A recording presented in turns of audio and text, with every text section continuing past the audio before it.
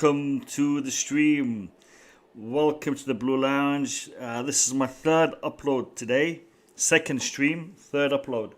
How you all doing? I hope you're all doing well. Yeah, it is a new version. It's not a new intro as such. It's a new version. I've just tweaked it a little bit. I've added some of the panel onto the stream. I thought, it makes more sense when you have people who you normally see on the stream in the intro. Glad you enjoyed it. Hello everybody. Hello Loco Costa. Hello to everybody joining the stream. If you're just coming in, do us a favor and hit that like button. It saves you having to do it later. I really appreciate you. Really appreciate all the support and all the love that you guys have been showing the Blue Lounge recently. It means a lot. It means a ton. We already talked about. I'm glad you did. Thank you. We've already talked about a lot today in the earlier stream. As you all know, Chelsea have signed, or at least they have concluded the deal for Romelu Lukaku. And for some reason, in my last stream, I kept on saying it was £93.5 million. I don't know where that figure came from. It's actually £97 million. 115 million euros. I don't know why I was saying 93 million pounds. I have no idea where that number came from, but yeah, it's just under 100 million pounds. Lukaku is or will be officially announced as a Chelsea football player within the next few days. It's looking like the actual announcement will happen either Monday or Tuesday over next week. Medical to be done over the next day or so. Lukaku will be travelling to London within some hours, so hopefully, everything will be finalised and done and announced Monday, Tuesday at the latest. That means it's very unlikely that he will be taking part in the Super Cup. It would have been nice to see him take part in that fixture. I'm not sure if they'll give him a few minutes at the end of the game as a sub, but Romelu Lukaku will be a Chelsea player within a matter of hours. He will be announced within a matter of hours. Today I'm going to talking about a few things. I want to talk about the whole situation with Marina Granovskaia and how she handled this deal. I'm going to talk about the Haaland deal because. Reflecting upon it now, we have learned a few new facts.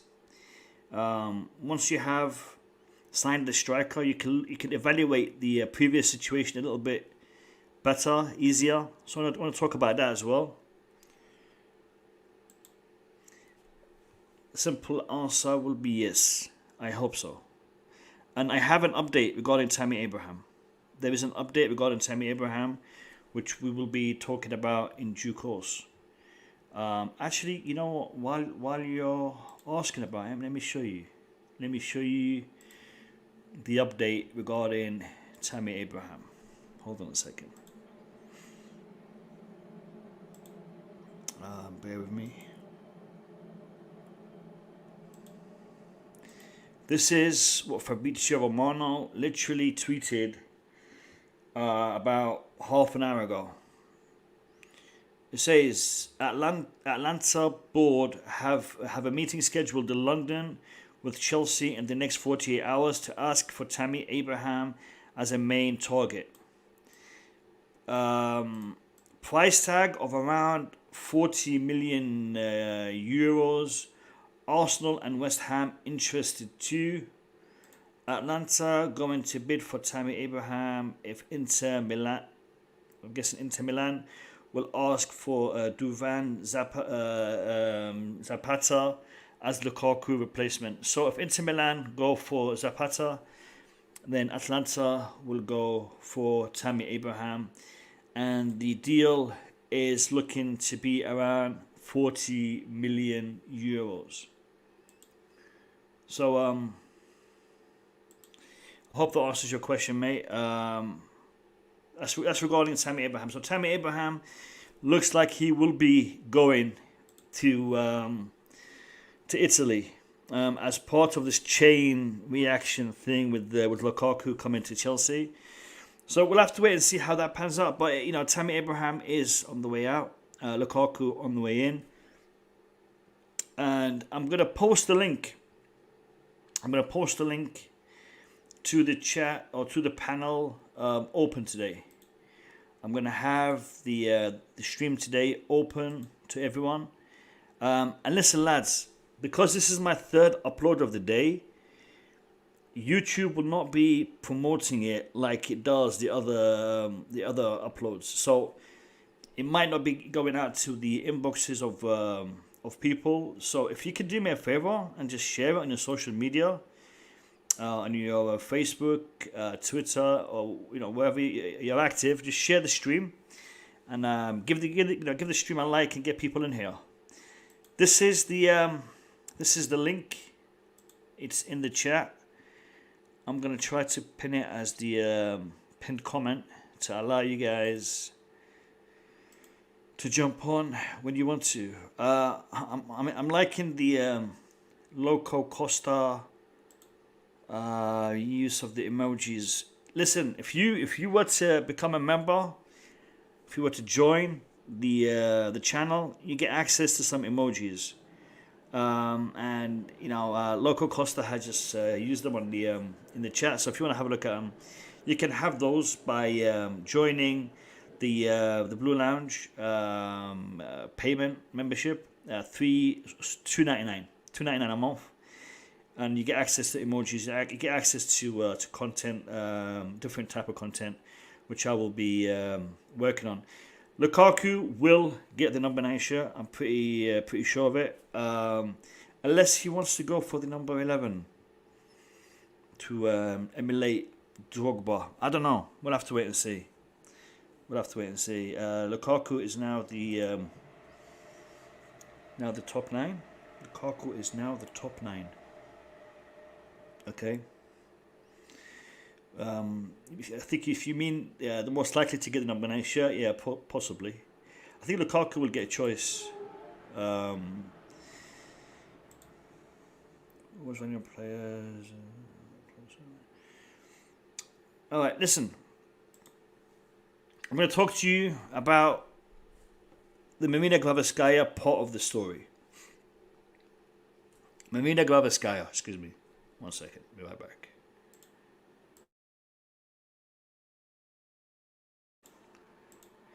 So I've just got a slight sore throat.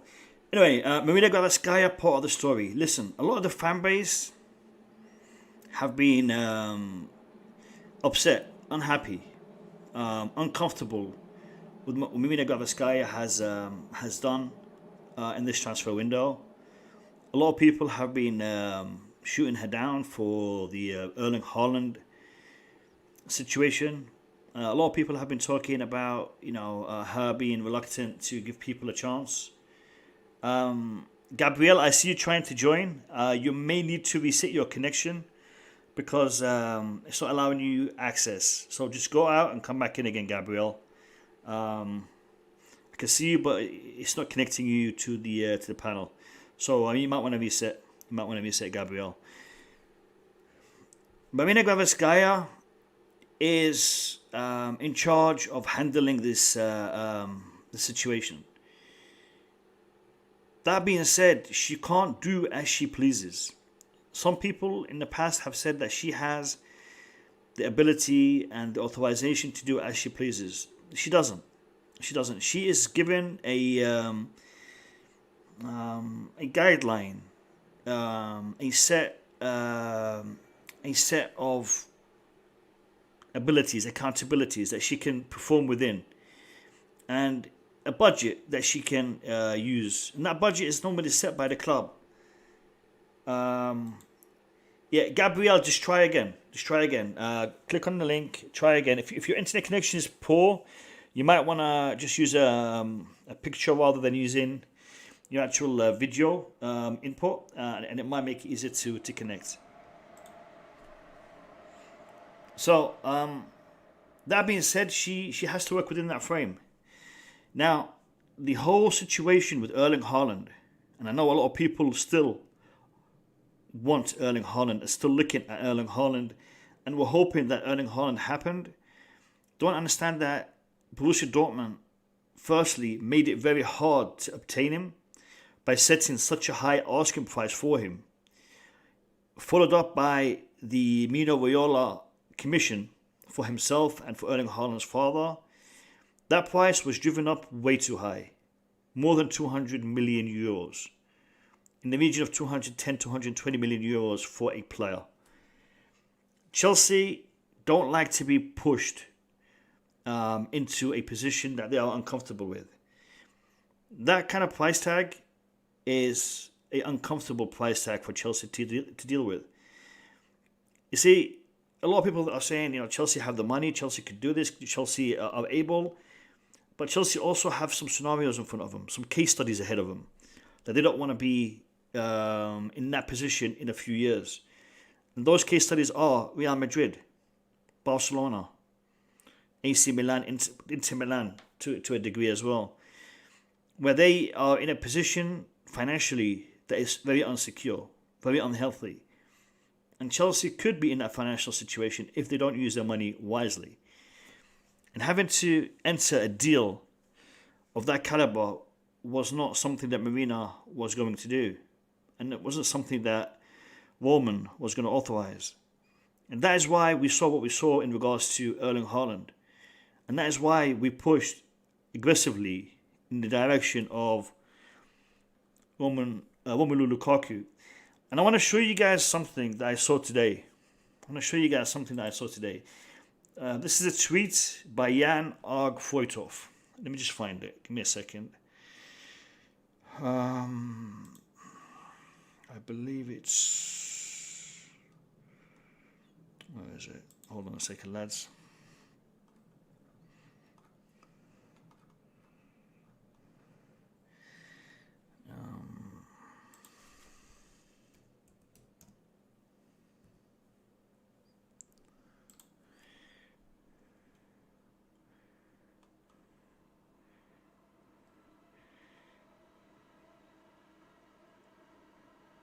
Okay, this is the tweet. This is the tweet I want to share with you.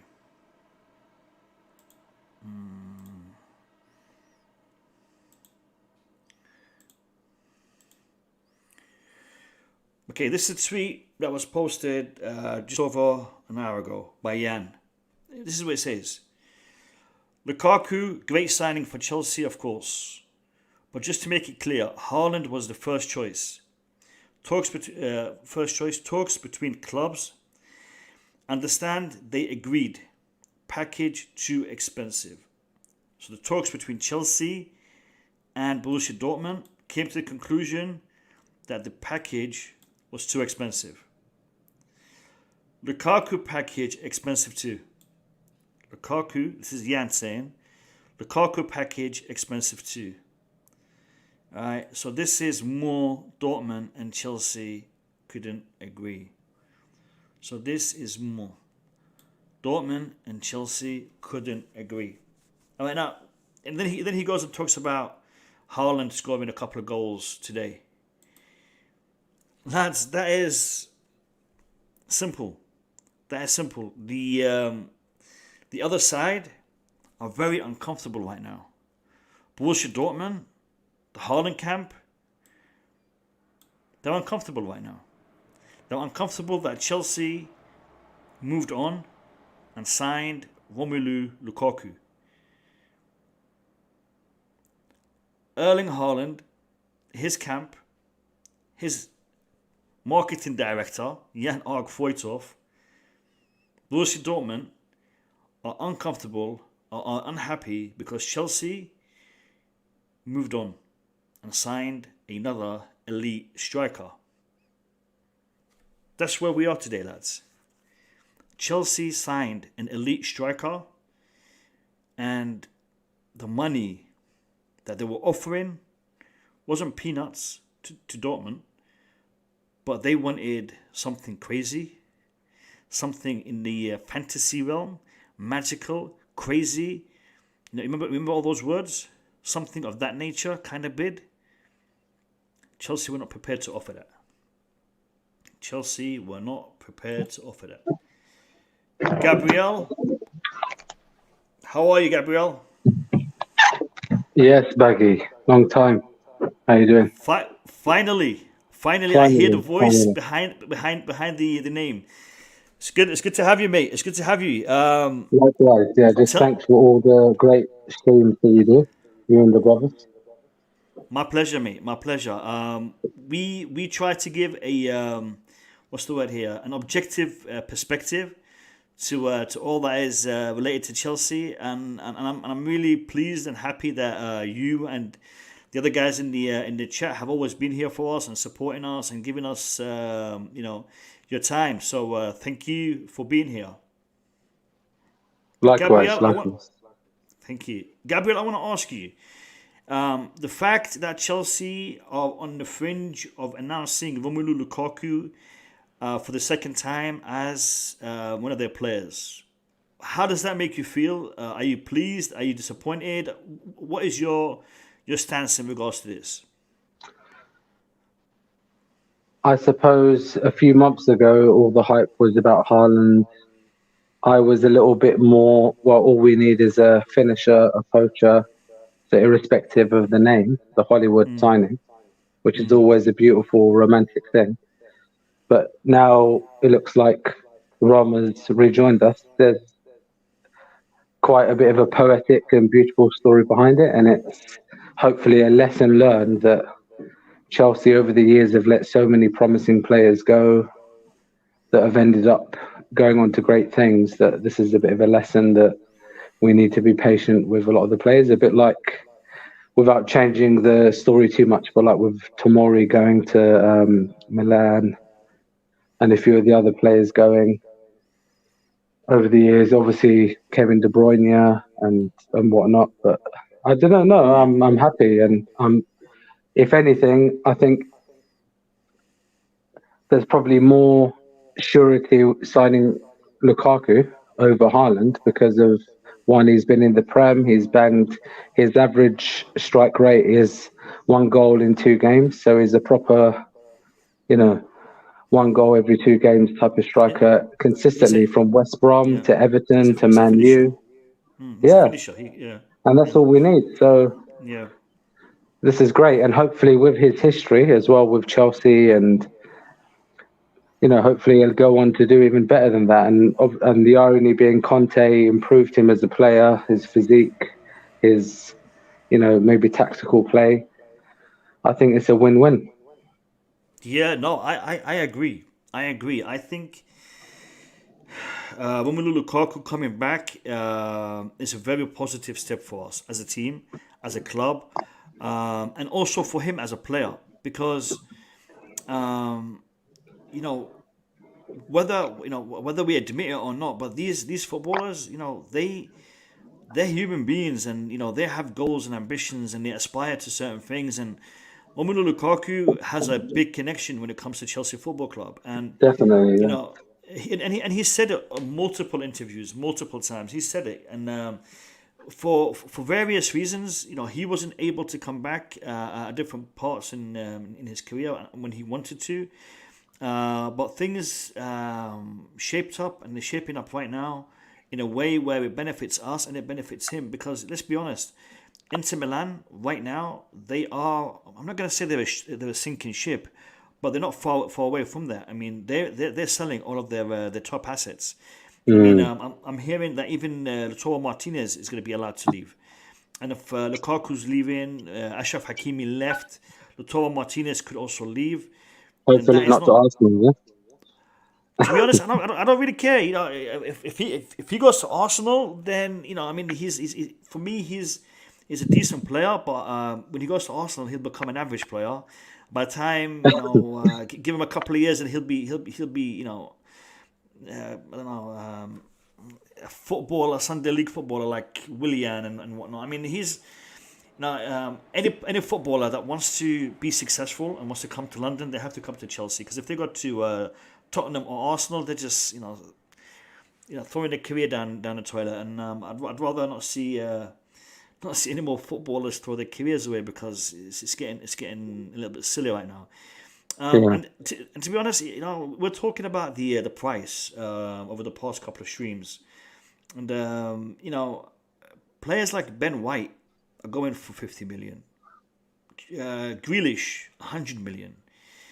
I think the price we paid for Lukaku is just about right. I mean, obviously we'd like to get him for the cheapest possible price, but I don't think we're far away from that. I mean, when you look at what's been happening in the in the transfer market, I think the only thing with that baggy is, again, if he wasn't sold by Chelsea for 28 million to Everton 7 years ago, it would be a bargain. But that's probably the only down point with regards to the figure. But nonetheless, it's 2021. It's a different market. Inflation, etc. Prices.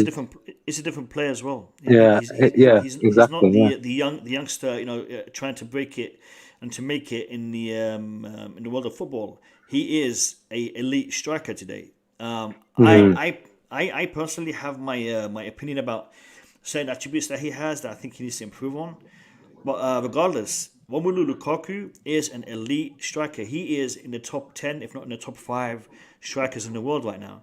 And the fact that he's playing for Chelsea is gonna, attract a lot of attention. And I wanna ask you, Gabriel, and I wanna ask the people in the chat.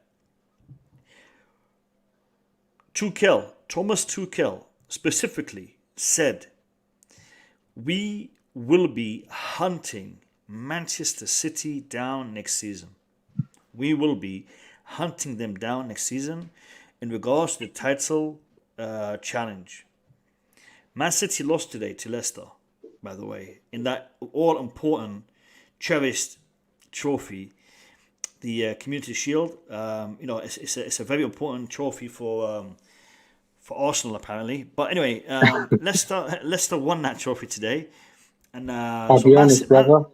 Go on. Even without Lukaku, I'd still fancy Chelsea winning the league because of Tuchel.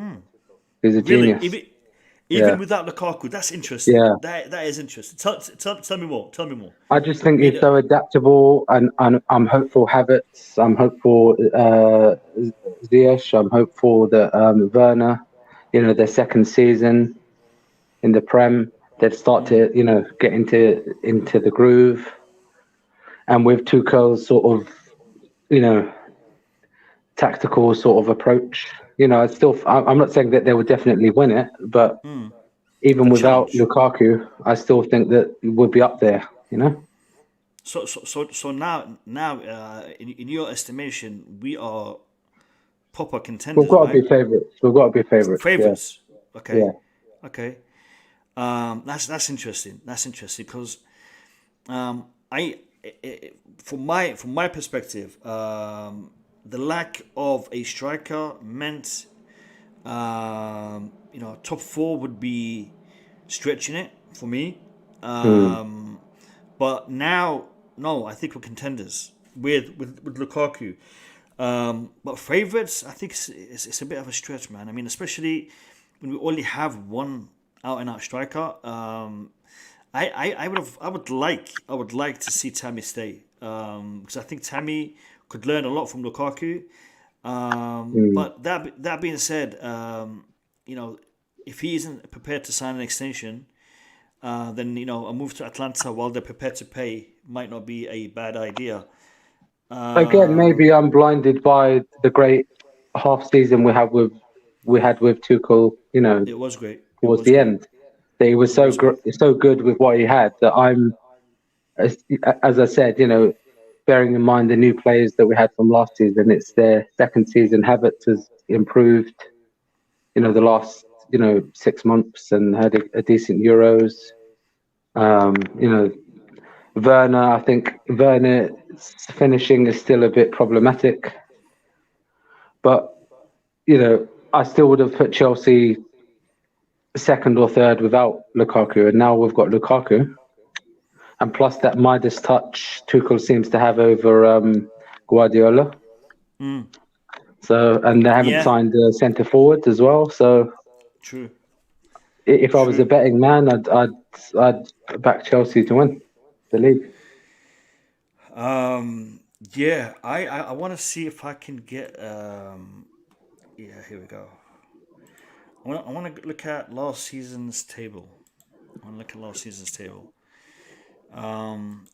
talk about. I know we scraped top four in the end, down to the Leicester Tottenham fixture, wasn't it? Helped us, but yeah, obviously, yeah. Last season it was a little bit hairy towards the end, but we had a lot of fixtures to contend with towards the end of the season. So, Sam, welcome to the stream. How are you, my man? Yeah, I'm doing great, man. Just want to big you up for the great work you're doing here, man. A really great show. Thank you very much. Really appreciate it. Really appreciate it. Listen, this show wouldn't be great if it wasn't for you, Gabrielle, and everybody else in the chat. Coming on every night and taking part and joining this great community. So welcome, Sam. Sam, where you talking to us from? Where are you? Yeah, I'm talking from Spain. From Spain. What part of Spain? Alicante. Alicante. Nice, Yes. nice. And Gabrielle, where you talking to us from, man? Hertfordshire. Hertfordshire. Not as nice as Alicante, but it'll do. No. All right, listen. Let's look at this table. Let's look at last season. Last season, Man City finished with 86 points. We finished with 67 points. All right, so that's a 19-point gap. It's a big gap. The season before. But let's look at the last 6 month table, because that would be more interesting to see, isn't it? Yeah. As in when Tuchel came in. I agree. I'm not sure how to get that on here. I'm literally just using this for the first time. But I think. Let me see if I can. Does it allow me?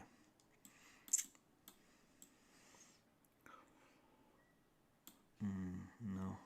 It's not giving me any. Yeah, I think that is yearly. I'm not sure it's you can choose. I'll have to try to find another application for next time, but so we can look into it in more detail. But the season before last, we got 66 points. Last season, we got 67. Before that, 72. Before that, 70. So we're not really getting more than 80 points. I mean, obviously, 16, 17, we won it. We had 93 points. But really, we are lacking. I want to see how many goals we scored last season. Last season, 58 goals.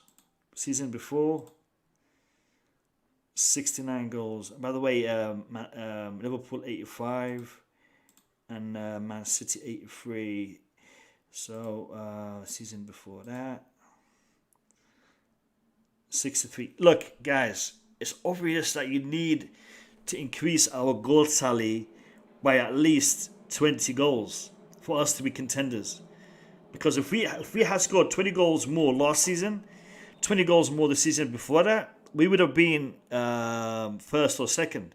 I mean, just going off goals, going off points, I'm pretty sure Lukaku is going to add at least 15 goals to the tally, if not 20 plus.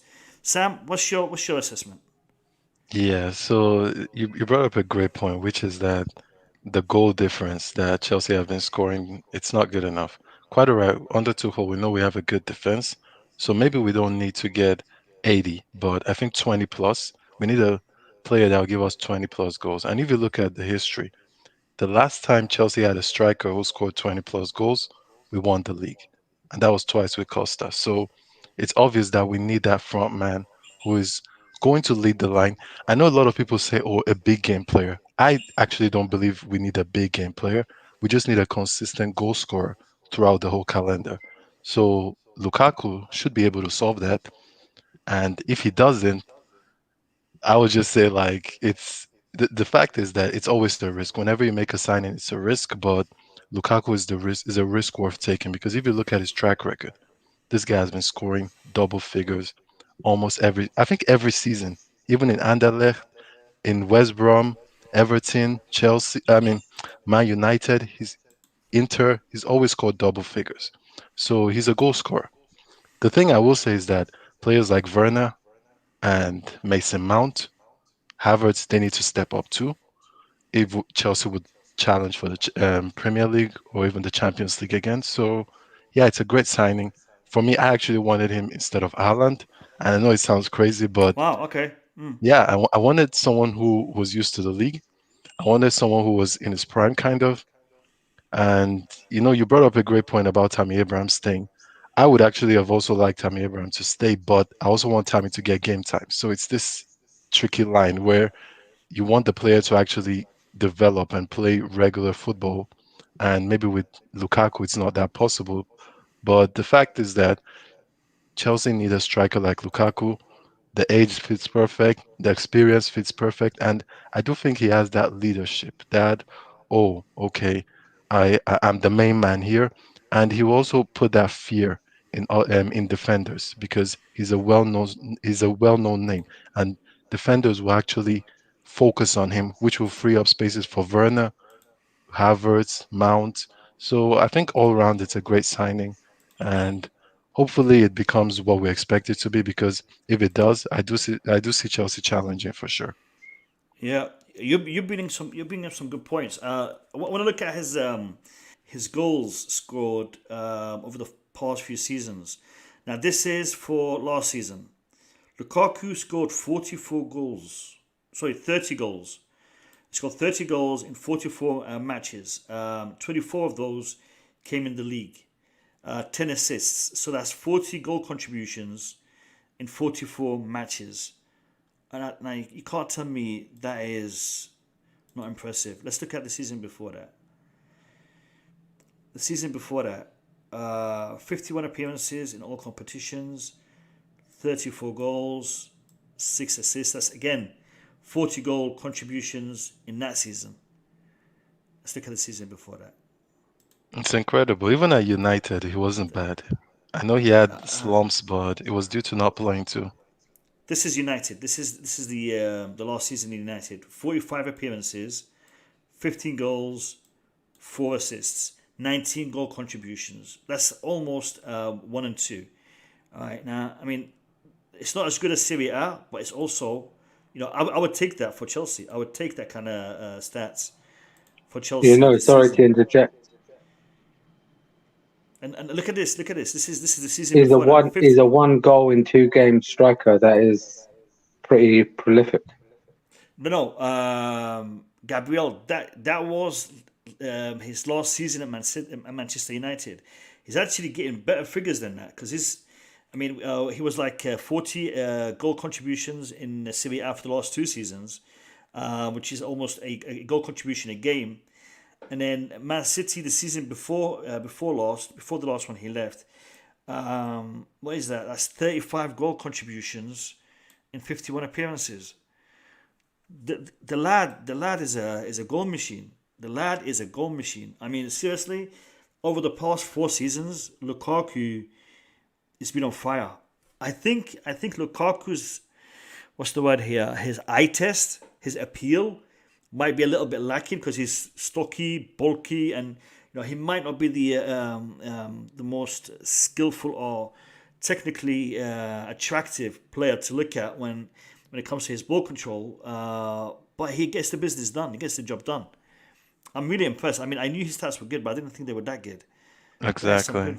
That's No, that's a good point you bring up because I think the eye test merchants, that's what I call them, that love this silky, having the ball always, doing skills. I think a prime example is Kovacic. The eye test merchant love Kovacic, like the way he dribbles with the ball, the way he drives with the ball. Maybe not the best end product, but he fits that that mold. But with Lukaku, he does the job. And the United fans said something which is very similar to Giroud, which is that Lukaku is so good in the box. He's Yeah, he's one of the best when it comes to a striker clinical. being, yes, exactly. He's so clinical in the box, and that's what Chelsea need. And I truly believe that the fact that Inter even play the same system that Chelsea play will fit perfectly because he's used to it. We have players that can play, and even I noticed this in the preseason. Tuchel has been playing two strikers. He's been playing that two striker formation where he has the three and then the five and then the two. He played it with Tammy. He played it with all the strikers we had for the preseason. So I do think that Lukaku with Havertz or Werner, we could actually see a different Werner. I really hope we see a different clinical Werner because for sure, if we have a clinical Werner and Lukaku, we could go for the treble. Okay, I know I'm not going over myself, but like literally, that would be dangerous. That would be so dangerous. Listen, Sam, we're in a lot of competitions next season. So if we start by winning the Super Cup on Wednesday, and maybe the Carabao Cup, and maybe that old trophy, the Champions League as well. That's a treble that I'll take. I'll take that. I'll take Yeah, that. I agree. Totally agree. Boogeyman, welcome to the stream. How are you, my man? Hey, Baggy, I'm good. Sam, how are you? And Gabriel, how are you guys We're doing? good, man. We're good. We're good. We're There good. Yeah, are pleasure, Bugman. new people and well-spoken people also on this chat. Yeah, Nice listen. that you join us. I've seen Gabriel many times on my streams. Sam, I've had the pleasure of talking to him today. So it's a good conversation, man. It's a good conversation, and I'm always happy to speak to the subscribers and try to get their feedback and their input. So yeah, no, it's good. It's good. Boogeyman, My man. we talked about Marina Granovskaia, and we talked about the Haaland situation and how it transpired and how we ended up moving for Lukaku, and the fact that Lukaku is coming to Chelsea. We also looked at some of his stats, looked at some of his numbers, and the guy, statistically speaking, has some great figures. I mean, the last 4 seasons, his last season at Man United was the worst, and even that was almost 20 goal contributions in that season. And that's the worst one. He's had 40 goal contributions in the last 2 seasons in Serie A, and he had 35 goal contributions in the season before last at Manchester United. So the guy really is impressive when it comes to his figures, and in my opinion, I could be wrong, but in my opinion, a 28-year-old striker is in his prime. So Lukaku is coming to Chelsea in his prime. Boogeyman, I know you have your reservations about Lukaku, but I want to hear your expectations for next season from Lukaku. Yeah, listen. I think one of your panelists already said that the last time we won the league was we had a striker that scored more than 20 goals. So guess what? I do have reservation when it comes to Lukaku, but as soon as Lukaku is Chelsea player, that debate is done. It's buried, and forget about it. Then Lukaku, I'm supporting Lukaku. I'm behind Lukaku, and I would love him to at least do what he did in Serie A last season. or the season before. I think the season before, like you said, Star says he did a contribution of 35 goals. If he can do the same thing for us, God, man, we're probably winning the league. And especially that we have really talented kids. And if I think one of your panelists also said, with a mastermind like Tuchel, I think we can trust the team with a striker like Lukaku in front. My only issue at this point, to be honest, is hopefully Lukaku adapt to the Premier League physical. I mean, I understand he looks physical, he's fast, but Premier League, you don't have 2 or 3 seconds to breathe. You have to keep running, keep pressing, keep doing all those things. Serie A, you can hide a little, but in this Premier League, you cannot hide. Like that's the same thing that happened to our left, the Moroccan, the Moroccan guy that played for Chelsea. Hakim Ziyech. Ziyech last season, and he got a lot of critics because sometimes he tend not to run, and we are like, why are you not running? This is the Premier League.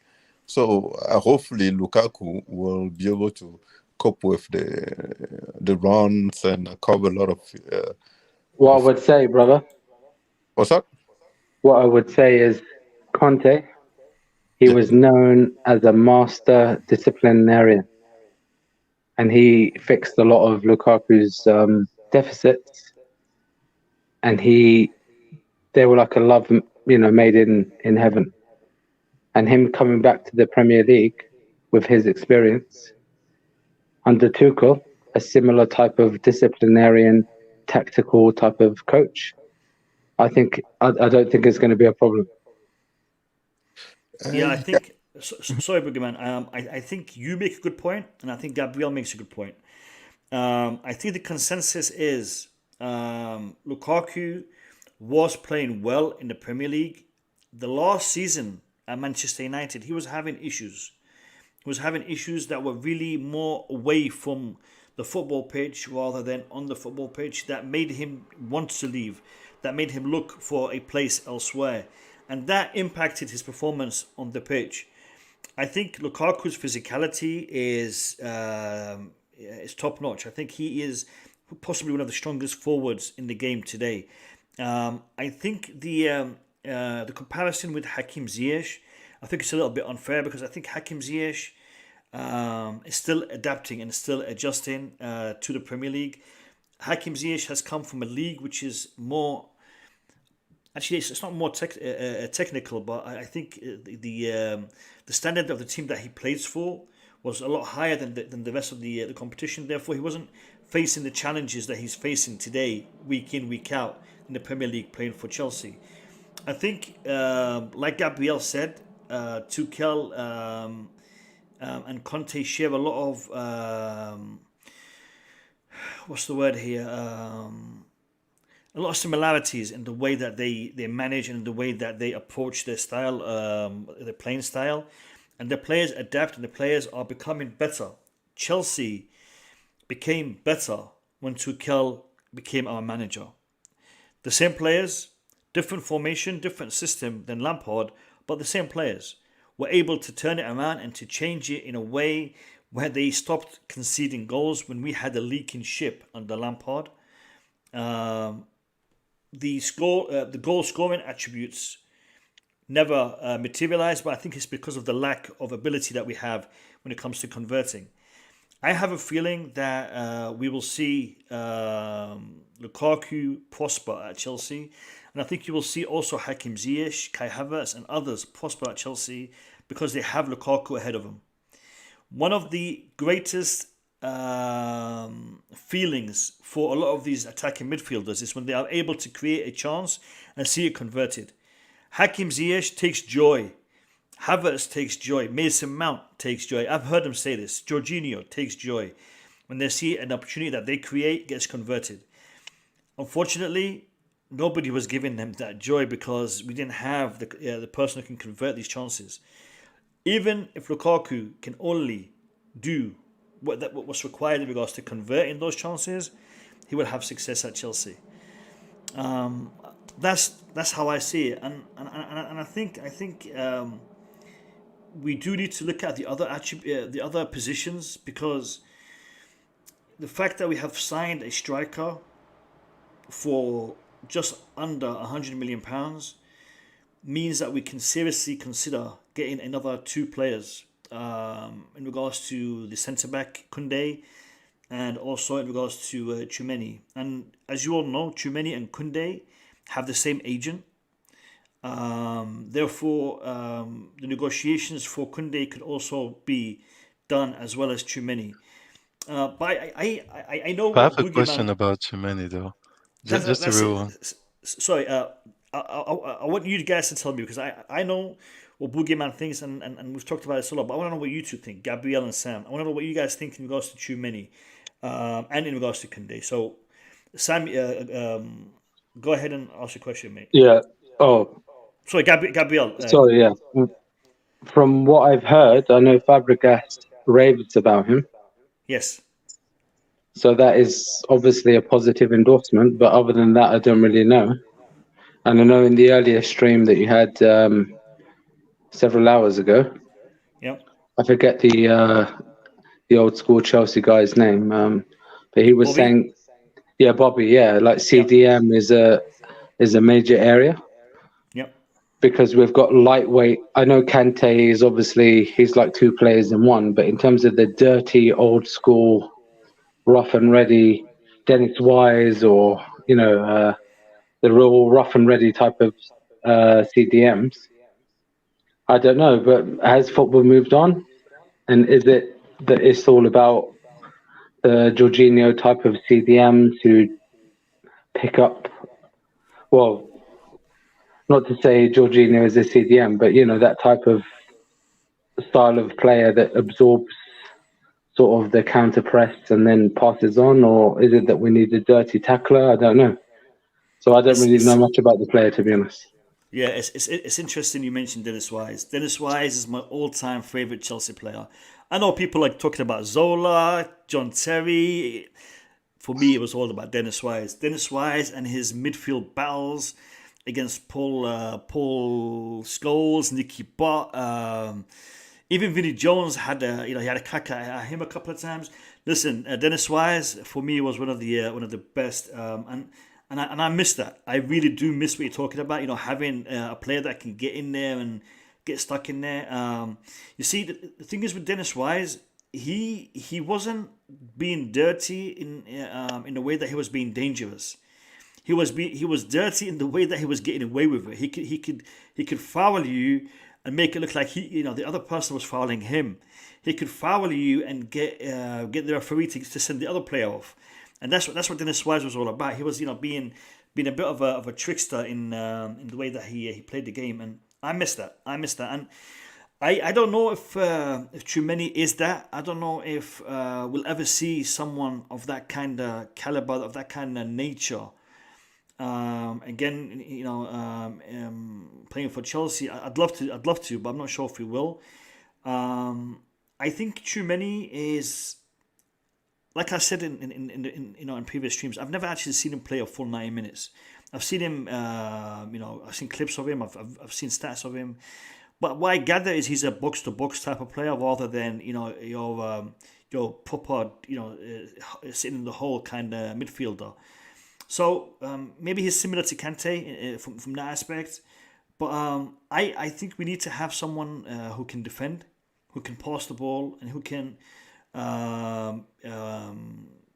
get a tackle in, sitting in the hole with Kante, with Jorginho, with Kovačić, because right now that's all we have, those three players in the midfield in that position. Talking of too many, I'm one too many. So I'm going to leave the stream and listen on the YouTube channel. Gabriel, thank All you the very best. much. See you soon, brothers. Really appreciate your support, mate. Thank you. Have Bye, a good one. See you, Take brothers. care. Bye. Take care, Gabriel. Take care. Josh CFC, welcome to the stream. How you doing, my man? What's up, Baggy? How you doing? I'm doing well, man.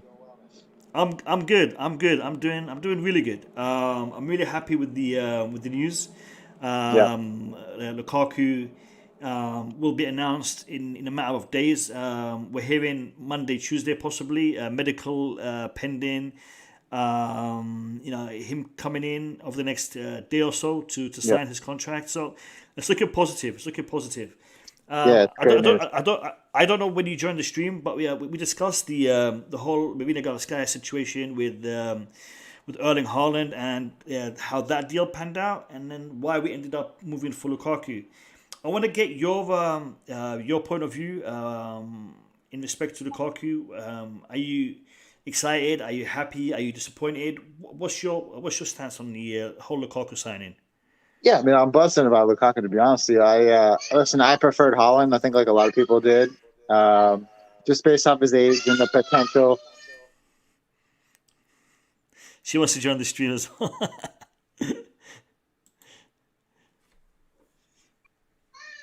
But yeah, no, I mean, I'm very happy about Lukaku.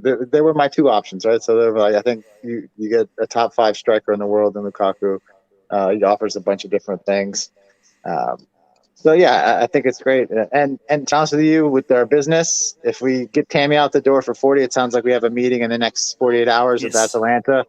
Yeah, So Lukaku, I guess the medical is supposed to be tomorrow. I think maybe take part in Belgium, or maybe the second half of it in London. But if we're able to get Tammy off the books for 40 to Atalanta, that would have raised over 100 million in sales already this summer. So Lukaku essentially a wash as far as the money spent. Again, just statue for Marina. That's masterclass business.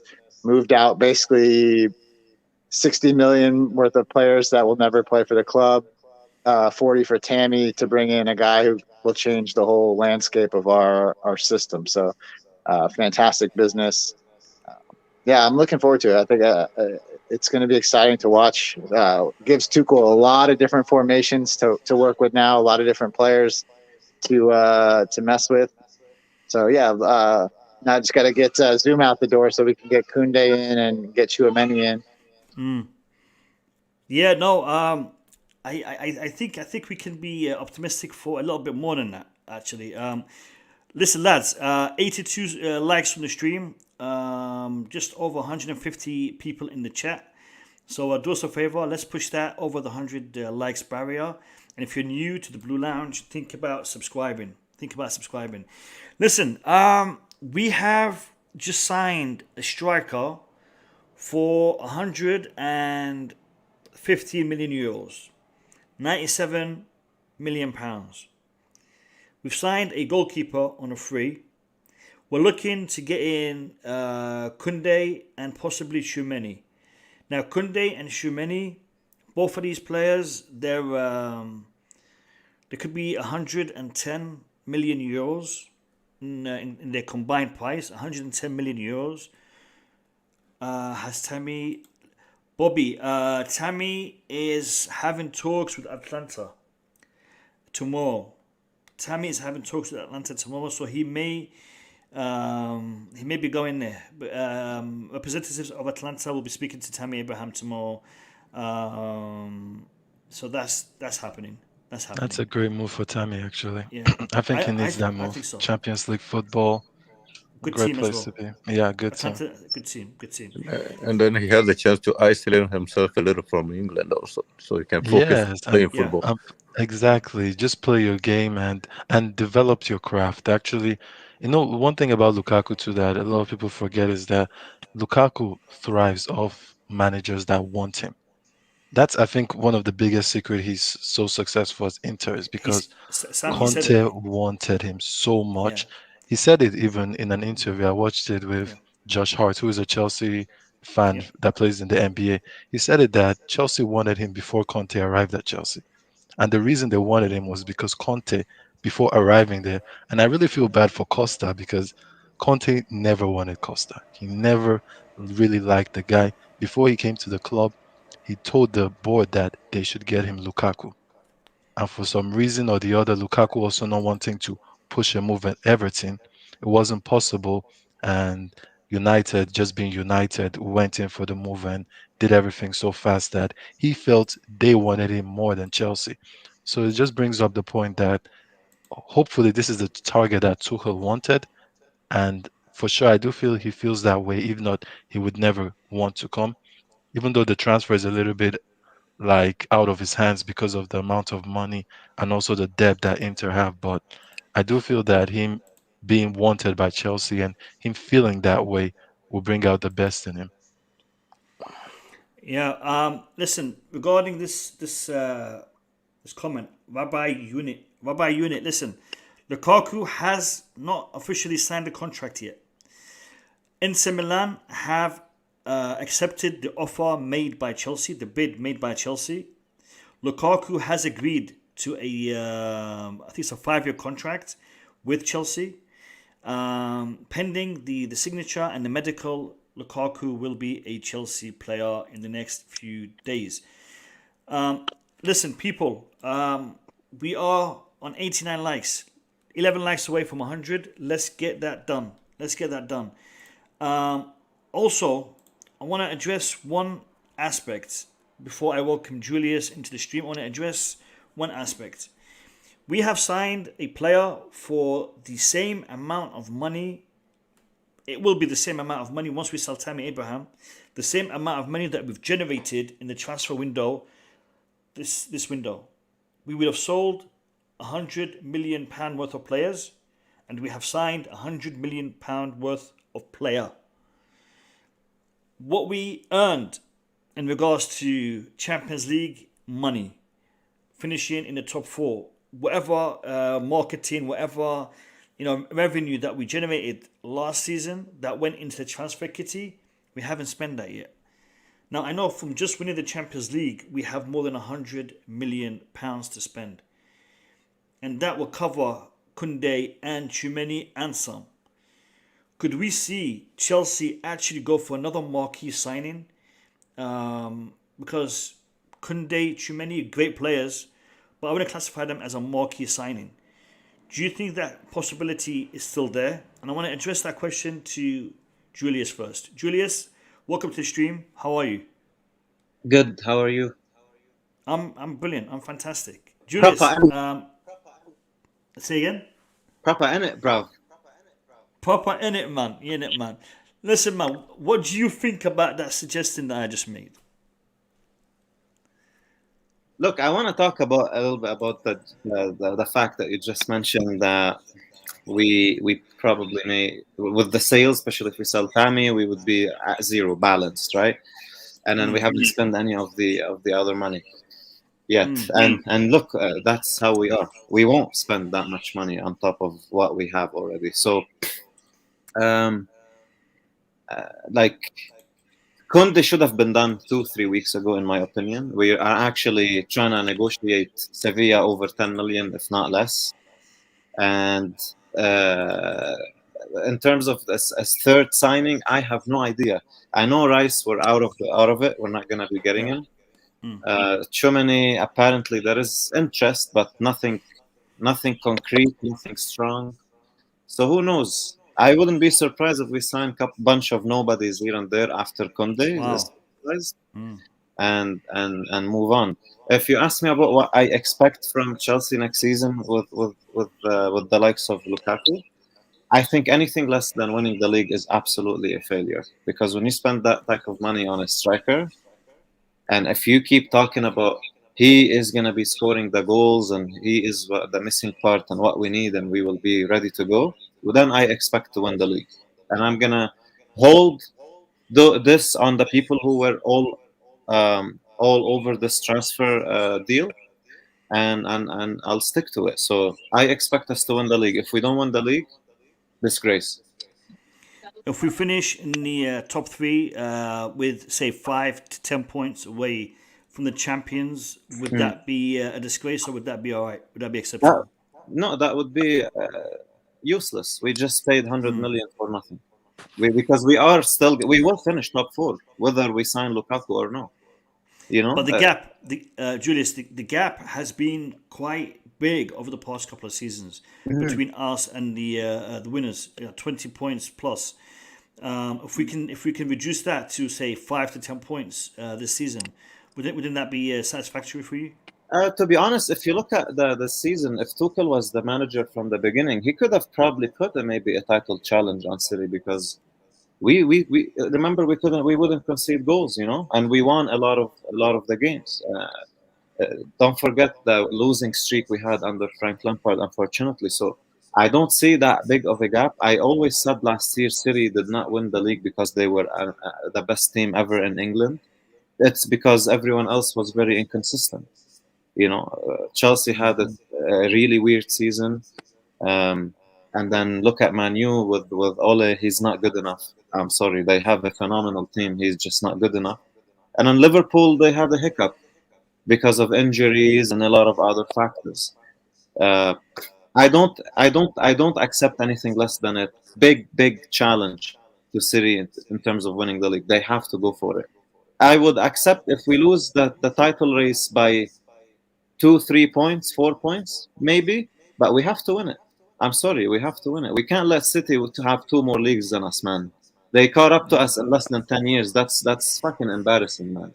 Let's be fair. Let's be fair. A lot of us, including myself, before the last season kicked off, were predicting to finish in the top 2, if not win it. I know a lot of the big influencers in the social media were pushing for Chelsea to win. We didn't, but we won the Champions League. I agree with you. We should be contenders. We should be looking to win that title. Whether or not we achieve it, I think we'll know by Christmas. If we're going to be close or there or thereabouts. I want to welcome Kendall. Kendall, welcome to the stream. How you doing? Introduce yourself. Tell us a little bit about where you're from, and give me your thoughts and ideas, man. Thanks, Kasim. So I'm Kendall. I'm from Nigeria, and I'm a Chelsea fan. So I would just like to give you my input. Signing Lukaku is a beautiful transfer. It's amazing to have Lukaku, even though we wanted Haaland. But there's something we should also learn. Look at Barcelona today. Barcelona is broke. That's because Barcelona left their legacy of using their academy, signing players from the academy, to trying to be like Real Madrid. Now look at what it has cost them. And why I love Chelsea is because of their youthfulness. That's something Chelsea fans don't appreciate. Chelsea transformed from an aging squad, similar to AC Milan. When AC Milan had that issue with, they had a great squad, but they didn't switch to a younger squad. This is what Chelsea did cleanly. We switched to a younger team, and we just have an average age of 25. So I believe so much in this team. Even though we don't win the league, that's not going to be a disappointment because everybody knows how competitive the EPL is. I will be more interested in winning the Champions League with Chelsea. So that's my 2 cents. Thanks. Thank you, Kendall. I really appreciate your input and your feedback. I think we have a good opportunity this season. This season, Chelsea have the opportunity to build on what we did last season with the players that we brought in last season, and I think the fact that Giroud left, Tammy is also moving. It makes it that little bit more specific in regards to what we are able to do and who we need to employ in those positions, because I think it was it Sam or was it Gabriel who talked about Havertz being enough of an attacking force to take us to the title this season. Havertz with Lukaku is definitely enough of an attacking force to take us to the title this season.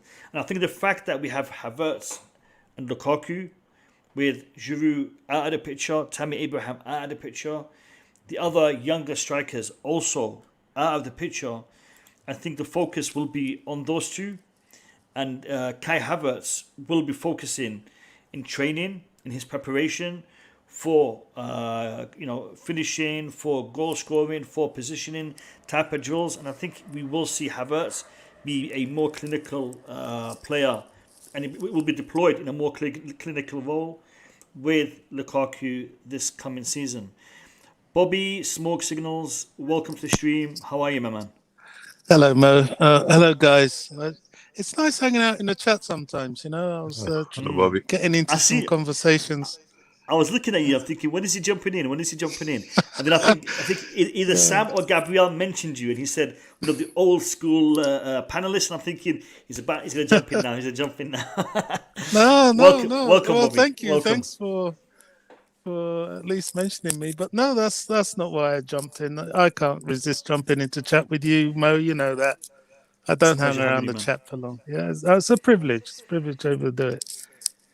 Bobby, Romelu Lukaku and Kai Havertz, enough of an attacking force to have us contenders for winning the title this season. Julius said that if we don't win the title or come very close to winning the title, it would be an embarrassment that we that we put ourselves in this situation with Lukaku as our striker. I think Julius is still unhappy with the fact that we signed Lukaku. He said he's going to support him, but he's borderline. Julius is borderline. I agree. I think he's a Haaland fan or something. Yeah, he's not a Haaland fan. Julius is not a Haaland fan. Julius is a Chelsea fan. Julius is a Chelsea fan, and he believes that if we went, I'm not speaking on his behalf, but I know Julius pretty well, and I think he believes that the avenue for Erling Haaland wasn't exhausted enough, and maybe we should have tried harder to sign a 21-year-old goal machine playing in the Bundesliga. That's how I think Julius was seeing it, and I'll give him a chance in a minute to let us know. But Bobby, going back to the question posed to you, Chelsea, Havertz, title contenders this season? Ooh, that's that to me. It's sad that I'm having to contemplate rather than be sure with the purchase we've made. I'm hoping. I would guess so. Hopefully, if Lukaku can convert chances, I think the key for us this season is how we perform against the so-called lower sides. That's where we lose it, isn't it? We lose to teams that we should be beating, the West Broms of this world. Drawing with people like Leeds and so on. We've got to be putting them away because City will, United will, Liverpool now they're back, they will. Leicester's looking good. I think somehow with the might of the people around them, they might wilt again. But they're looking good. And, you can't always rule out the pain teams like Arsenal and Liverpool and Tottenham can inflict on the top six and the challenge they'll make. And, then there's Everton as well. So it's not going to be easy. We have to beat those lower teams. Fortunately, as I've said, I'm going to try and be positive about Lukaku. He tends to do well with lower teams. Well, he did in the last stint in the Premier League. So I don't know. We've got a chance. We've got a good chance. Tuchel has a full run now. So, yeah, why not? I understand Jules' sentiments. He's proper Chelsea old school. We don't mess around. We want the best. The funny thing is, people don't realise that Chelsea fans have always been like that. It's just that back in the day, we never had that success to go with it. But I think we were then one of the most hurt, unsuccessful clubs because we wanted to be successful. And eventually our prayers were answered. It's not that we didn't have success, but it was too sporadic. Now it's consistent. So, yeah, let's see. Let's see what happens this season. Yeah. I'm going to let Julius come in and respond. No, look, again, I'm saying I support him. He's one of us. He's gonna be a legend. I'm gonna be optimistic. But all these football experts who has been talking about Lukaku, that he is the missing piece and he is what we need, he's gonna bang in goals left, right, and center, should expect to win the league. If we don't win the league, Pointless. And that's what Mikhail and Bobby said before, that, you know what? Why go spend that much money if we think he's not going to be enough for us to win the league? That might as well just keep that money and go all out for him next year. At least we'll have a very strong financial power for it. That's what I mean. Like, if we're not going to win the league, then what's the point? We didn't do anything because we're going to finish top 4 anyways. Finishing behind them 10 points or 15 or 20 points, it doesn't mean anything. What about the Champions League? Champions League, we can win it either way. It's a completely different competition. Knockout football is not the same. No, but the question I have is, so if we win the Champions League again, yeah, you would still think it's a failure? No. Because we didn't win the league? No. Okay. No, I'm talking about Premier League alone. I'm not talking about Champions League or anything. If we win Champions League, bro, like, are you kidding? Back to back, yeah. I don't give a crap anymore, you know? Exactly. Because Dreamland. those are the two. I think that's why it's better to say either one. If we don't win either the Champions League or the Premier League. But this is the thing, though. Yeah. I'm annoyed.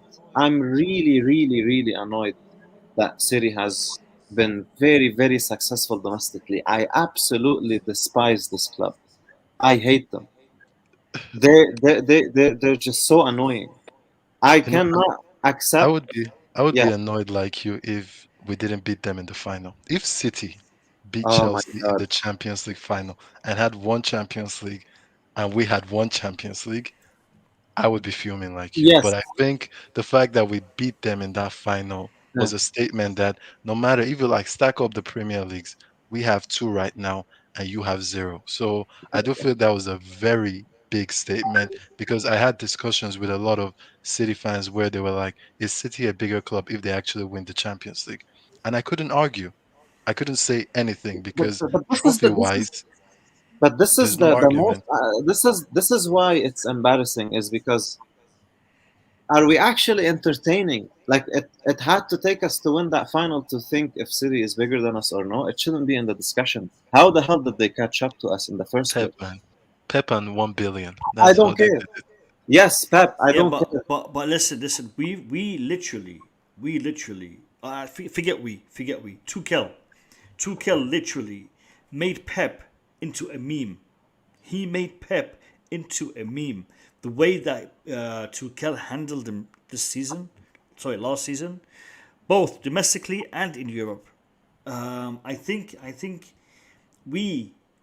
our club, our team, has better tools this season than we had last season.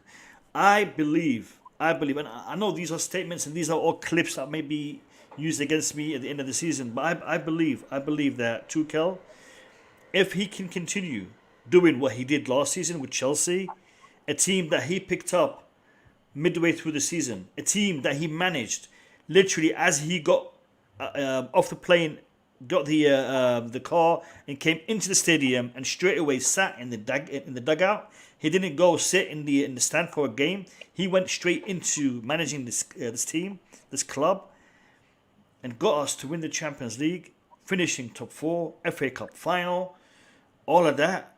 I can't wait to see what Tuchel is going to do this season with a pre-season, with a new striker, a new prolific striker. Because regardless of what everyone is saying, Lukaku is a prolific striker based on his figures over the past 4 years. We just checked it on the stream earlier. Lukaku is a prolific striker. I know some of you are going to say he only scores against bad teams. He gets double figures when it comes to goals every season. That's enough for me. Can I add a second? Timo Werner. Wait, one second. We didn't have Timo Werner. He had goal contributions in double figures. We didn't have any player scoring double figures this season, and we still managed to win the Champions League because Chelsea, Tuchel, have a fantastic defensive strategy, system, way of playing. Add to that, a person who can score a few goals. I think you have a good formula moving forward this season. I'm not sure who I interrupted, but I think it was Boogeyman. Was it Julius? I'll let Boogeyman jump in. Yeah, I would like just to say Tuchel's system. You said when Tuchel came in, He turned the entire team around, yeah, but he also surprised a lot of other teams. And then it takes way too long for most of the team to figure out Tuchel's system.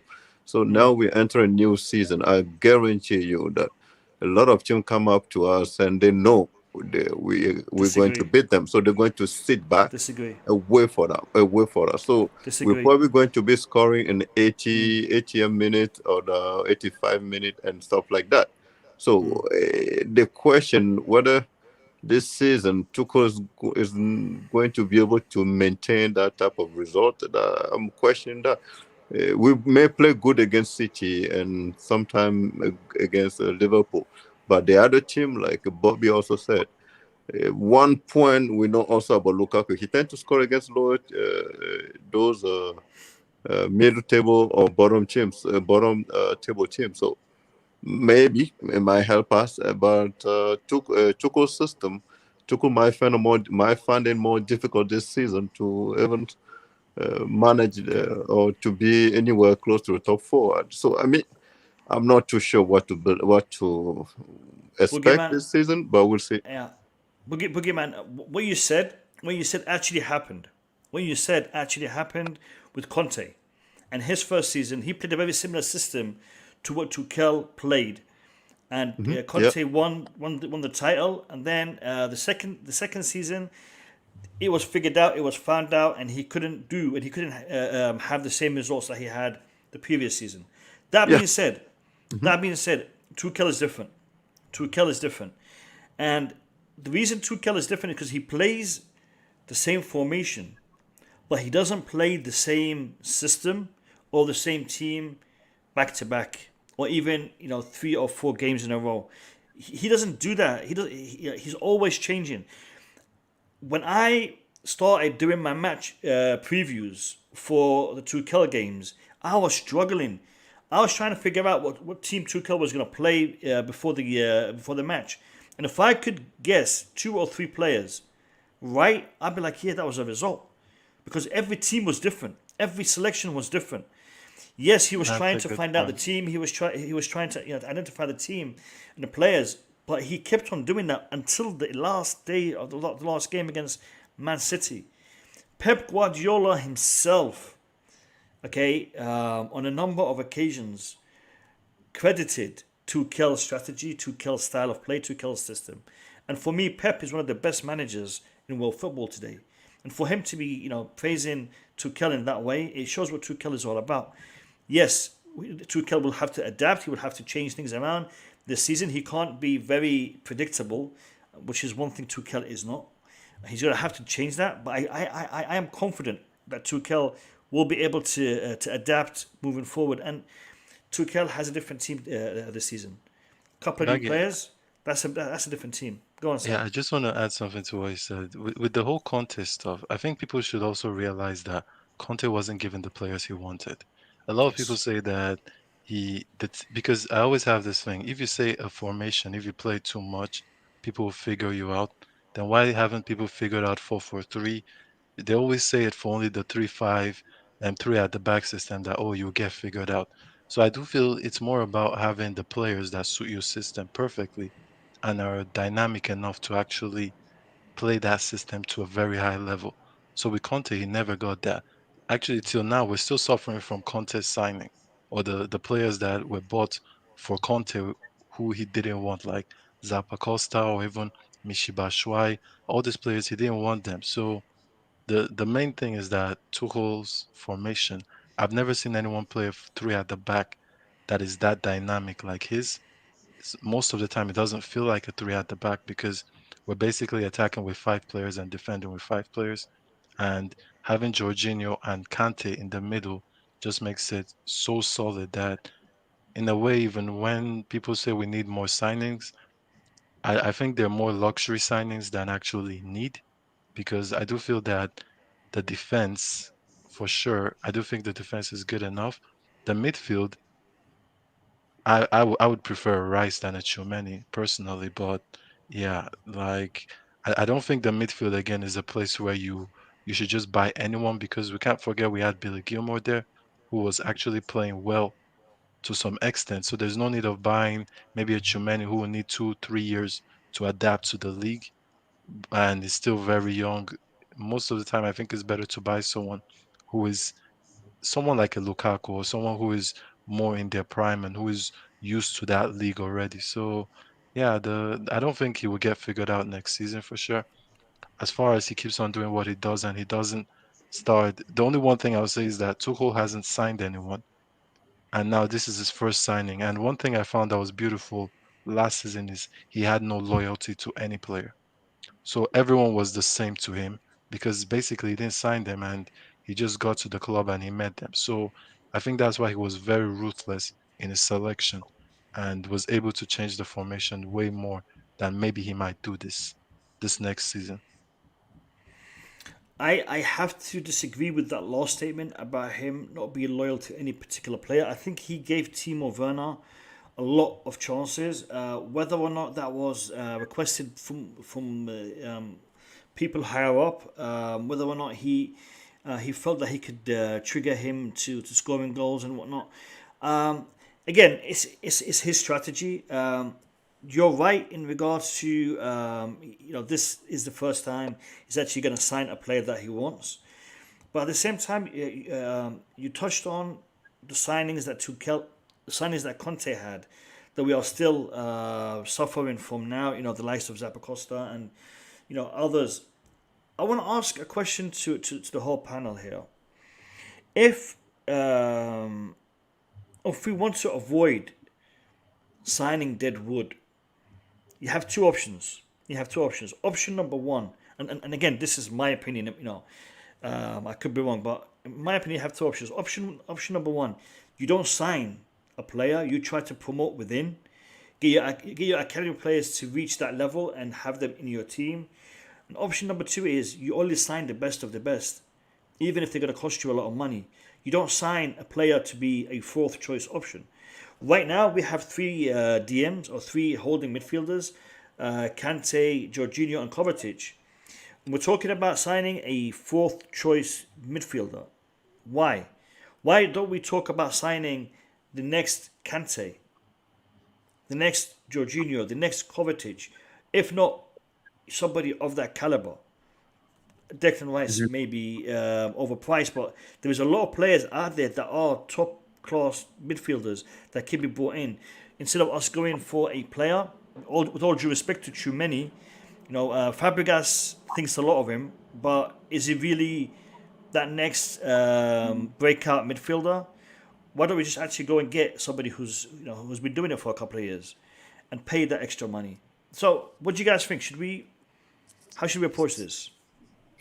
I agree with what you're saying. The first point about raising players from the academy, as to be fair, we have been doing and we have been trying to do, certainly in the last two seasons. And the second point about getting someone in, especially in the CDM position, that is, really marquee. And that doesn't necessarily mean marquee in the same vein as a striker, but it would be marquee in that, look, this person can actually be seen to be the next Kante in the next 3 years. You have to do that in those other positions. I mean, we're looking to do that with Jules Koundé. He's by no means the finished article, so I hear, but he has so much potential that he really looks like somebody that could rip up trees. A phrase I'm very fond of using, but you know what I mean. So I don't know. You're not very good for the environment there, Bobby. I'm serious. Yeah. So this is all gonna cost money. The only cheap option is to bring them through our academy. But if we're gonna look for the best, which is where we are now, we've got to pay the top dollar. That's what it costs. So it is what it is. We can't be getting mediocrity and deadwood anymore into this club. I don't think Marina will do it again. She's been burnt badly by the ones she brought in before. I think she'll be very careful to bring in somebody that isn't quality into Chelsea anymore. Yeah, no, Yeah. I tend to agree with Bobby when it comes to promoting our academies. But the problem is that the academy, they're not really patient. They want to come in, they want to play, so they just keep talking about the fact that they won't have game time, so they rather just go to another team or on loan or just kind of leave the club completely. So I don't think Maria would like to just keep buying dead wood. It's just sometimes she just doesn't have a choice by just buying them. And the other thing about Tchouaméni, I'm pretty sure you all on the panel know my view when it comes to Tchouaméni. I don't think Tchouaméni is that good. And I even think if it's just because of because of his tackles and stuff, I think Gallagher can do exactly the same thing. And I think we should promote Loftus-Cheek, who I'm pretty sure he will be playing this season, to be the fourth midfielder. And because Gallagher is already gone anyways. And then maybe then in the next 2 years, and then the Scotchy boy is back and can be the next Jorginho in the team. So for Even me, Gilmore. Bill Gilmore, for me, we're pretty booked when it comes to our midfield. We're packed, I would say. We should not be looking for anything because we have really talented kids that Boogeyman. Chalobah to fill in while Billy Gilmore is out alone, and then no keep it as Chalobah. that. I'm talking about Ruben Loftus-Cheek. Wilbur Loftus-Cheek. No. Wilbur Loftus-Cheek. That's not his position. Wilbur Loftus-Cheek can play. Maybe he can fill in, but to rely on him on that position, I think we'll need to have Chalobah. Maybe I don't know. But Chalobah is a defender, you know that. But he also he plays that position. He can fill in. He can fill in. Yeah, he And plays the number 4. He's very dynamic. James, he can play 4 or 6. James Christensen. Yeah. We have other players that can fill in that role. I mean, I think us sending Gilmore out alone could be positive, and it could also be negative. Positive that he will get more game time away from Chelsea, so that next season when he does come back, he will be given a better run in the team. Negative in the fact that we could really use him next season. Should we have an injury or two? Because if we have an injury or two, we are in trouble. Which is more likely with Jorginho playing too much game this last season and this Kante. during the Euro. There's a huge chance that Jorginho may get injured this season. Kante. So, no, I'm talking about Jorginho. I'm saying Kante and Jorginho could be injured. I think Kante is covered because of Kovacic, but more Jorginho. Because if you look at Tuchel's system, he always played Jorginho or with Kovacic or the Jorginho with Kante. So the worries is if Jorginho is injured, then we lose completely our style of playing. Because he's the only one that can pass the ball the way he did it, and he used to do it also. I mean, I know a lot of people don't really value him, but because he is the one that gives us the tempo pretty much in our games. So that's the reason why I'd love to have Billy Gilmore sitting behind and just replacing it every time he's injured or he's tired. But we don't have that chance. But I still don't think Tchouaméni has no place in our team. That's I can keep. Boogeyman, Germany is a trend. That's all about it. None of these people even know how good he is or what his special attribute. None of them even watched him a full 90 minutes. It's just but I've watched. In fact, just by watching.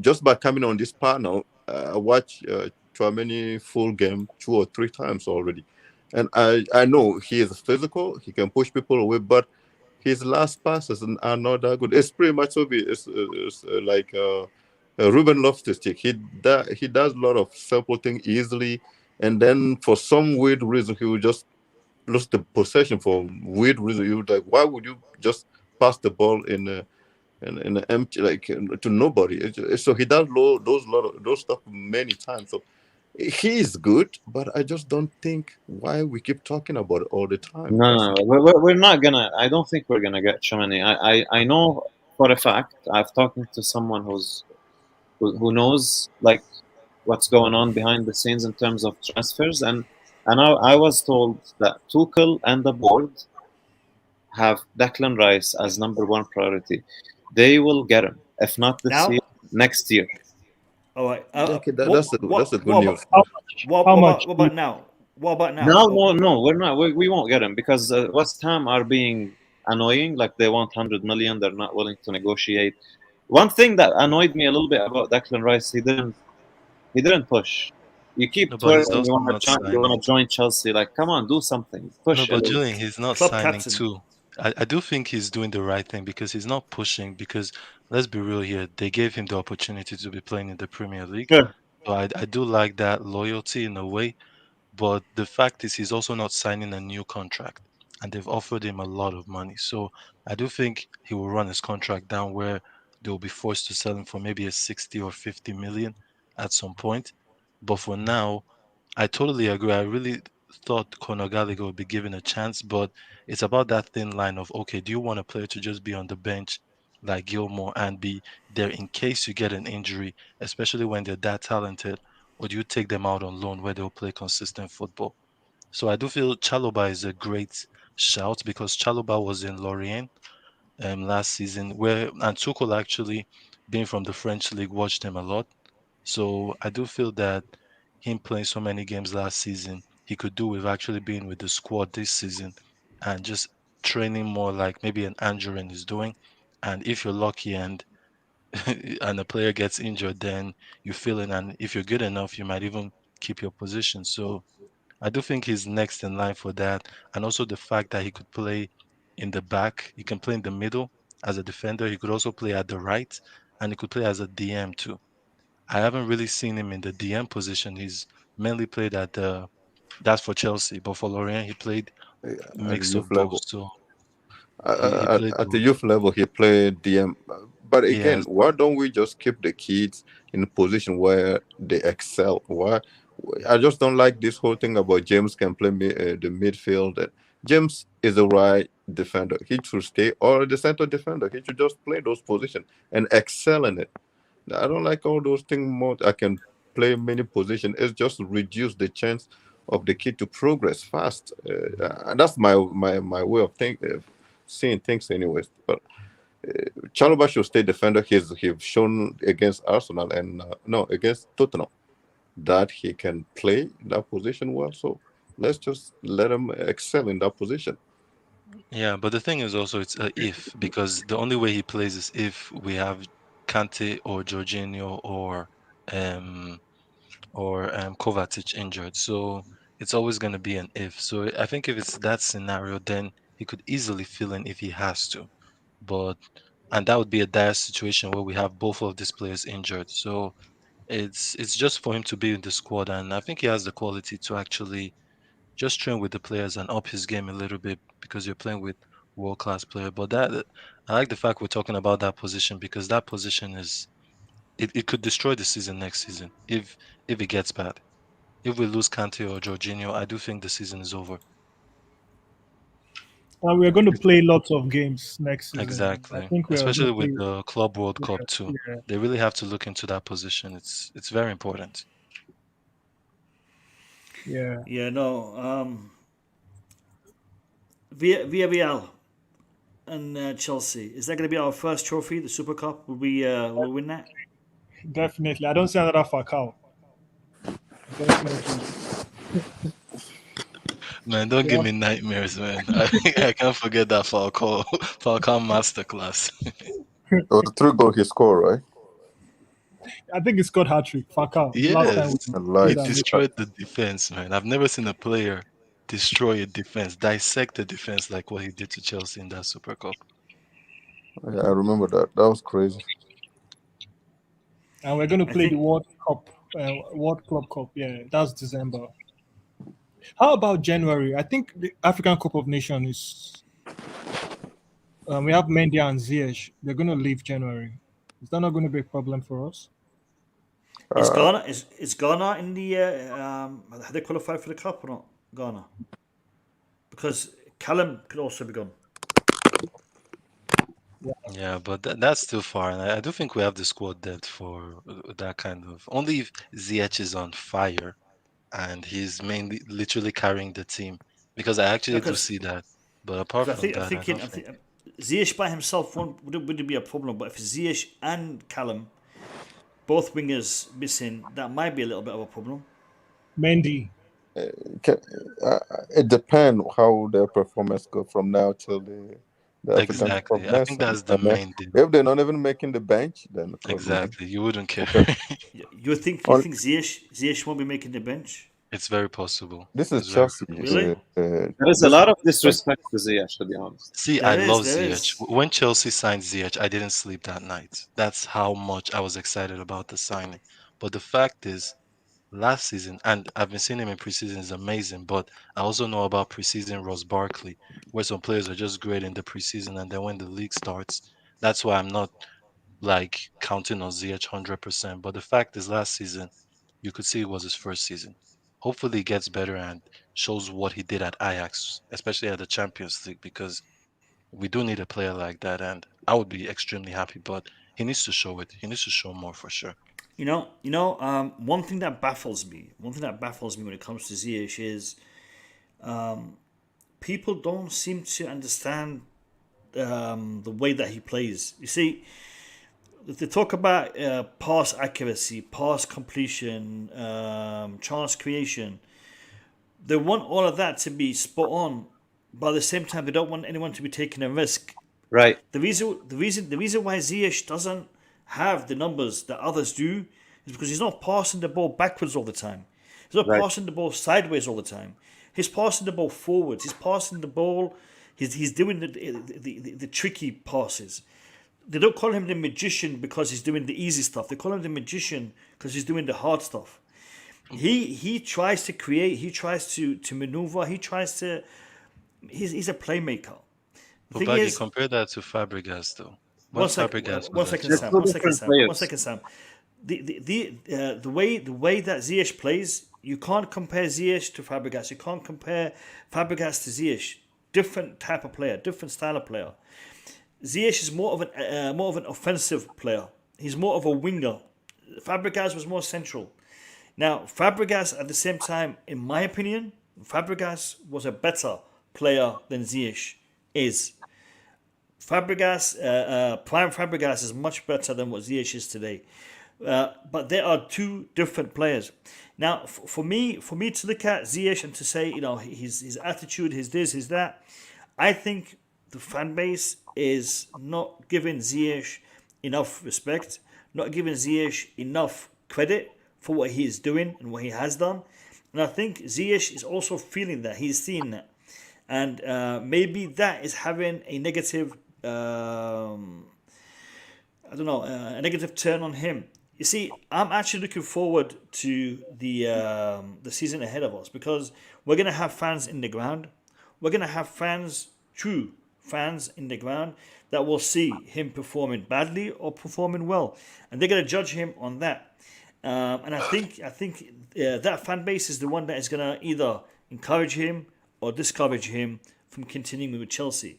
Right now, we are seeing a lot of reports from AC Milan linking themselves with Hakim Ziyech, and it's because they are seeing the positives that Hakim Ziyech has. I don't think these reports are accurate. I don't think Hakim Ziyech is unhappy. Boogeyman, getting some crackling noise from your mic.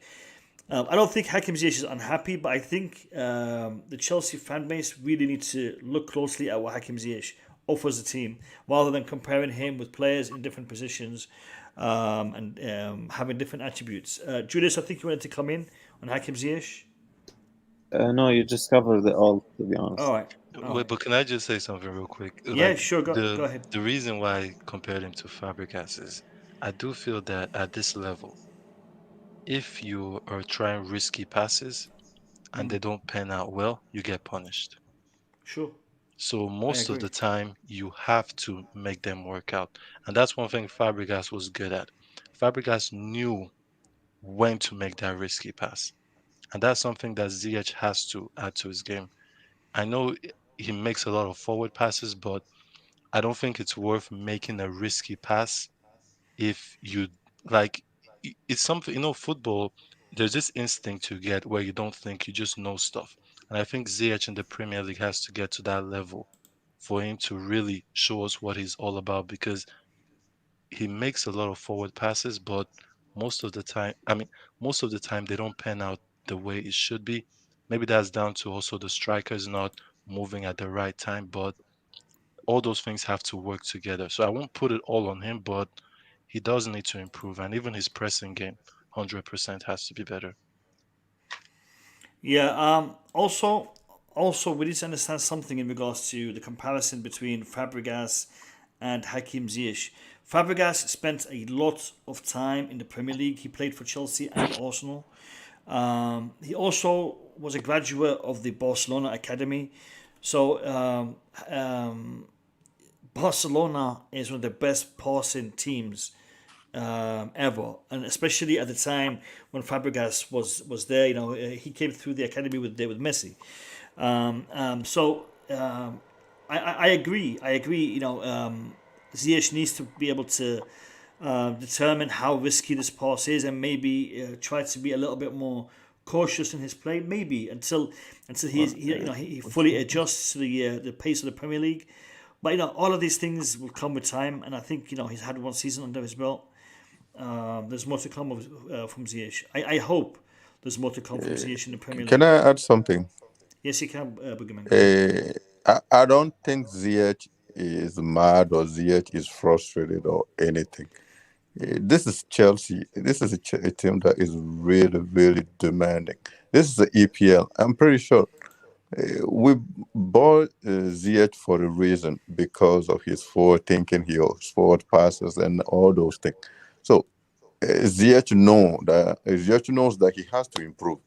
Ziyech knows he has to start scoring goals. But it's just the competitive nature of the game, or playing for Chelsea, is challenging enough for any player to even misplace a pass, or miss a goal, or all those. Even Werner, all of them, they're all under pressure. They're all under stress to score, to succeed, and all those things. So I don't think. I think we're just making too much out of the way Ziyech is calm sometimes, or arrogant on all those things. But that's who he is. He's just a kid. That's who he is. He's just that way. So I think we fans should just stop trying to read between the line and say stuff like, okay, Ziyech is being pushed out, or someone is trying to. I don't think so. That's who he is. And Chelsea fan, we are really demanding. That's all it is. And we need to just not too much read into it. Hudson-Odoi, also, we criticize Hudson-Odoi all the time. I mean, do we want him out? No. But that's what it is. That's what the game is. That's what Chelsea fan, who we are. We are demanding. That's all it is. So Ziyech will do good. He scored 2 goals against Tottenham yesterday. It was too bad that was in the preseason. I would love him to do those stuff in a real game in EPL, but I hope he will do it. So that's all I can say at this point. But let's not read too much into it. He's good. He's arrogant. I like it. I like Chelsea player to be arrogant, but I don't see anything wrong with Ziyech's way of. I don't think like Ziyech is mad or disappointed or would like to leave, or I don't even believe Chelsea fans want him out, and that's not even something I noticed. So hopefully he stay longer. I would like him to stay. So I get you, brother. I get you. Go on, Julius. Go on. I'm just gonna say I have to go. I just want to say Lukaku, we're all behind him. We love him. He's one of us. He's a blue. We're gonna go in the league. We're gonna retain Champions League. Thomas Tuchel is a revelation. He is gonna revolutionize. Revelation. Yes, and he will revolutionize the Premier League. And yeah, I want to be optimistic and positive for now, but I want to keep the focus on the board. I'm not gonna, as I told you before, I'm not gonna blame Lukaku if he doesn't do well. I'm gonna blame the board. Let's not let them go thinking they did amazing. I don't think they're doing a good job. I don't think they have a plan. I think it's all chaos and it's all panic, and no planning basically. So much love to you all. Nice to meet you, Kendall, and see you in the next stream. Thanks. Thank Julius, you. brothers. Thank you, Julius. Appreciate you, Take mate. care, man. Appreciate you. Thank you. Thank you, Julius. Take care of yourself, man. Yeah, I mean, I was just about to say, I'm going to give you all a 2-minute closing statement. So that was Julius. I'm going to give Kendall 2 minutes to give me his final thoughts about Chelsea this season. Go ahead, Okay. Kendall. What's All your right. thoughts? So this season, in terms of the Premier League, the two teams I'm scared of, it's not even Man City. It's going to be Manchester United. And for some weird reason, Arsenal. The reason I'm going to put Arsenal, Really? yeah, the reason I'm going to put Manchester Arsenal, United, I get Manchester United, but Arsenal, really? yeah, the reason why I'm going to factor Arsenal is because they have nothing to lose this season. They are going to play, I think, They have only nothing to the win. yeah, nothing, nothing to lose actually. You know, we've been in this position before where we finished 10th. I don't know if you remember the season. We finished 10th. Then the next season we won the league. So, looking at Arsenal's transfers this season, I think they've done a pretty good job. So we're going to support Lukaku. He's a blue, and I believe this season we're going to have a very beautiful season. We're going to win major trophies. Thanks for having me on your program. Kendall, thank you for coming on. Really appreciate you, and I hope to see you in future streams. Best of luck, and again, thanks for your feedback and your input. Boogeyman, Kendall made a good point. Because the season that we finished 10th, the following season, that's all we had to play for, the Premier League. And we had 1 game a week. We didn't have all of this 2 games, 3 games a week business, which allowed us to to focus on the Premier League and win it. Could Arsenal be doing the same thing this season, Boogeyman? No, and no, and no. I can keep saying no until the end of my 2 minutes. Arsenal will never be anywhere close to that. The reason is simple. They may win 1 or 2 games, but then when they have 1 or 2 defeats, then they will panic again, and then they shamble again. They don't have the player with the mentality to hold on to it. That's all it is. They will never be anywhere close to the Chelsea that won the league because we finished 10 in the previous season. There is no. It's not going to happen. So when it comes to Chelsea, I would like just to say against Villarreal on Wednesday, right? Yep. I think we will be winning that game. I feel confident. And I don't even think maybe we probably officialize Lukaku signing, but he won't be part of the game. And hopefully the English boys Mount is back, and also the left Reece James, Billy Reece James, Chilwell hasn't played too much up at the Euro, but hopefully he can keep his level, and he's back in the team, and so we can at least start jumping and celebrating again. That's the only way for us to just start this good season and being happy. I mean, all the deception when it comes to Haaland, I mean, we accepted now that we're never going to get Haaland. The other thing is the tweet you put out at the beginning just show how much the Haaland can trying to push, and Dortmund trying to push Chelsea to the extreme. That I don't like it at all. And if that's exactly what they're trying to do, then we don't want Haaland. Then we support our team, the one for Lukaku, and hopefully Lukaku will give us the 20 goals this season, and we'll all be happy. And I'm pretty sure my buddy Bobby will also be happy when it comes to Lukaku. Okay, I'm not gonna say anything, but let Bobby finish it. Okay, thanks, man. Thanks for having me tonight. Thank you, Boogeyman. Really appreciate you. And I'll see you in my next stream. As always, a pleasure to have you on here. Thank you, but good night, Bobby. Yeah, Boogeyman. Always a pleasure. Bobby, tell me your feelings about the upcoming season, the Super Cup, and how do you feel, and where we're going to be at the end of the season. Wow, I mean, realistically, we should be optimistic. The icing on the cake that would have made us a bit more confident, being the goal scoring position, is really left to be seen. But all things being equal, he probably will be enough for us to have a very good season. But unlike Boogeyman, he said I'll respond, and I am. I don't discount anybody. I don't discount Arsenal. They have a very good team there. As Tottenham. Tottenham's problem was their coach. It wasn't the team.